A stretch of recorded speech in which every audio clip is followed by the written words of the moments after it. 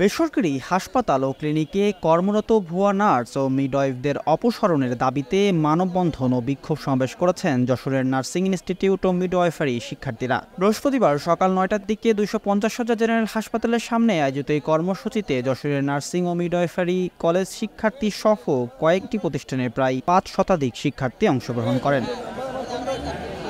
শিক্ষার্থীরা অভিযোগ করেন, বিভিন্ন বেসরকারি হাসপাতালের কর্তৃপক্ষ ব্যবসায়িক সুবিধার জন্য রেজিস্টার্ড নার্স নিয়োগ না দিয়ে স্বল্প বেতন দেওয়ার জন্য ভুয়া নার্স তৈরি করে। ভুয়া নার্স ও মিডওয়াইফরা অসতর্কভাবে রোগীদের চিকিৎসা প্রদান করছেন, যার ফলে প্রায় রোগীদের অবস্থা খারাপ হয় এবং মৃত্যুর ঘটনা ঘটে। এসব ঘটনার দায় প্রকৃত নার্স ও মিডওয়াইফদের উপর এসে পড়ে, যা তাদের মানহানি ও কর্মক্ষেত্রে সমস্যা তৈরি করছে। ৪-৫ লাখ টাকা কিংবা তারও অধিক টাকা খরচ করে লেখাপড়া করতেছি, সেই তুলনায় আমাদের হক যারা পিসিটি যারা আছে বা কারিগরি যারা আছে তারা আমাদের তুলনায় লেখাপড়ায় কিছু না, টাকা পয়সার খরচও কিছু না, বা আমাদের মতো এরকম শ্রমও দেয় না। এই কারণে তাদের সাথে আমাদের কোনো তুলনা হয় না।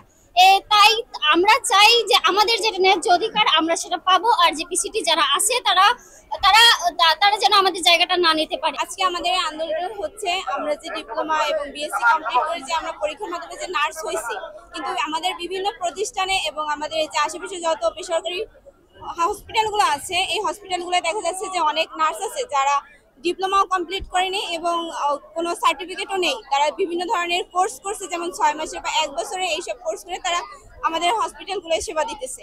এইসব নার্সদের জন্য আমাদের বর্তমানে যারা নিবন্ধনকৃত নার্স এবং আমরা যারা নার্সিং পেশায় আছি এদের সম্মানহানি হচ্ছে। আমাদের আজকে এখানে একটা মানববন্ধন করার কথা আছে। আমাদের দাবি হচ্ছে স্বাস্থ্যসেবা নিশ্চিত করার জন্য এখন এমন অনেক ক্লিনিক আছে যেখানে ভুয়া নার্সদের সংখ্যা বেড়ে গিয়েছে, এবং এই ভুয়া নার্সদের বিরুদ্ধে আজকে আমাদের দাবি যে এদেরকে উৎখাত বা নির্মূল করার জন্য।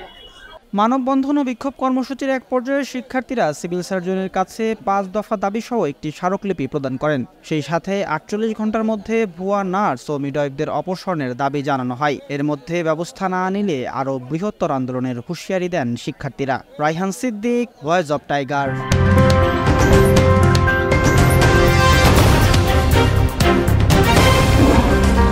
Voice of Tiger. Voice of Tiger.